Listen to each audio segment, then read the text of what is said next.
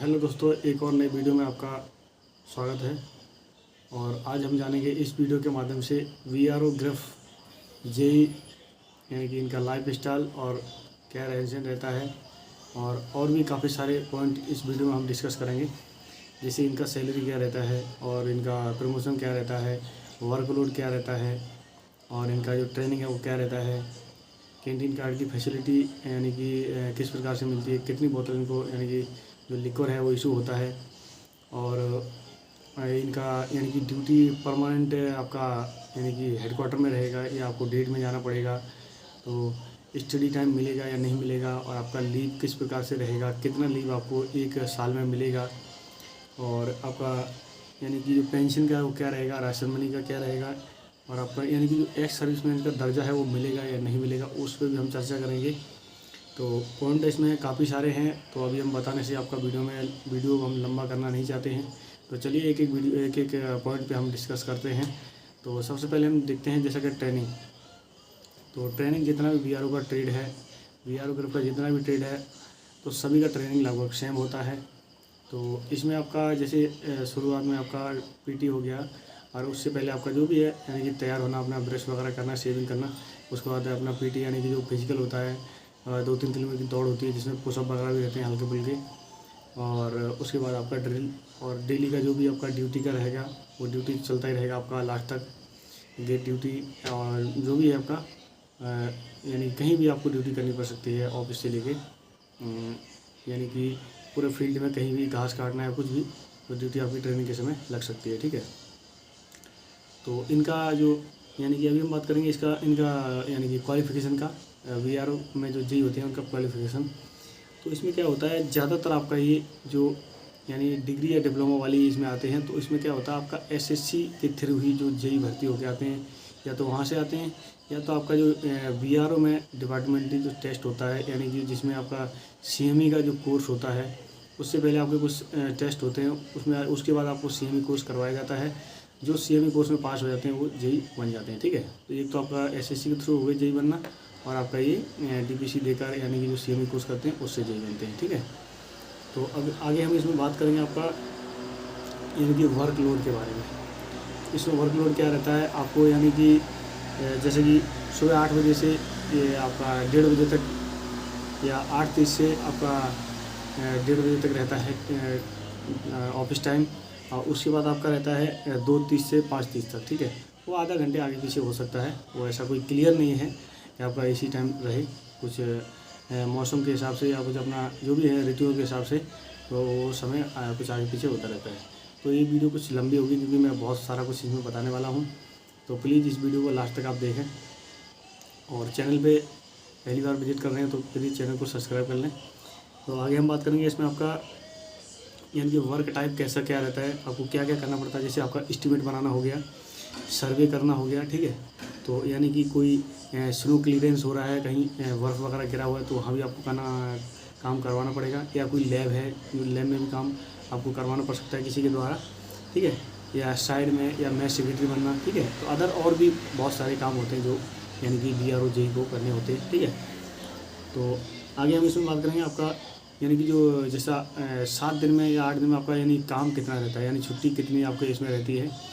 तो छुट्टी मिलती तो नहीं है, लेकिन क्या होता है जैसे आपका वेडनेसडे हो गया आपका हाफ रहेगा। ठीक है, आधे दिन ही काम होगा, और आपका सैटरडे हो गया वो भी हाफ रहता है, और संडे फुल ऑफ रहता है। ठीक है, आपका इसमें ड्यूटी नहीं होती है।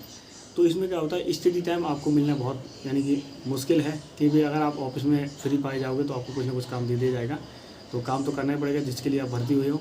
तो आप ऑफ ड्यूटी में अपना स्टडी टाइम निकाल सकते हैं, इसमें आप इसके दौरान आप कोई भी अदर जॉब की तैयारी कर सकते हैं, जो भी आप करना चाहें। तो पोस्टिंग का हम बात करेंगे, तो इसमें आपका क्या होता है, जो भी आपका यानी कि 18 प्रोजेक्ट हैं उसके अंदर आपकी कहीं भी यानी कि पोस्टिंग आ सकती है।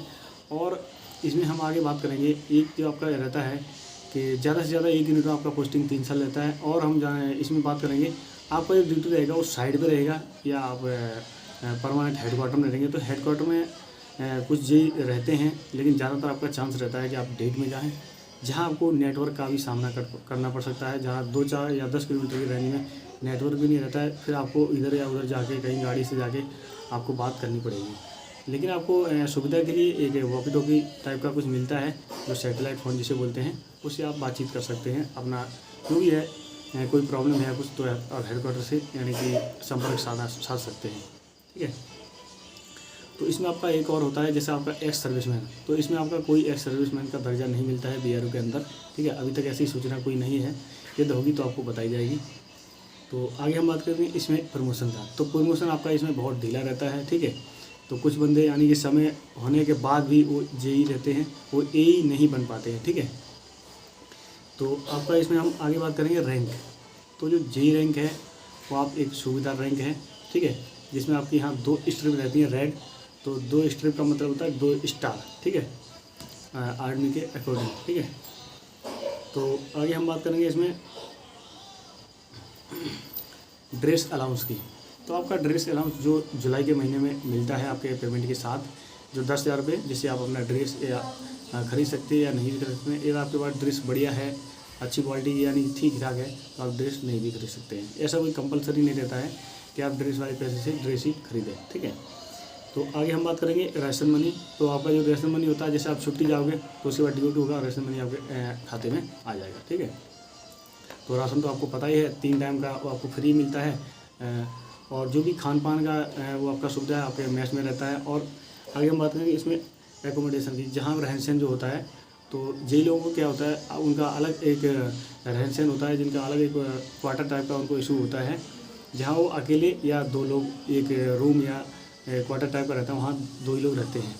और इसमें क्या होता है, जैसे आप अगर फैमिली को रखना चाहेंगे तो फैमिली ना रखने से पहले आपको मिलता है, यानी कि उसका कोई चार्ज नहीं लगता है उस क्वार्टर का।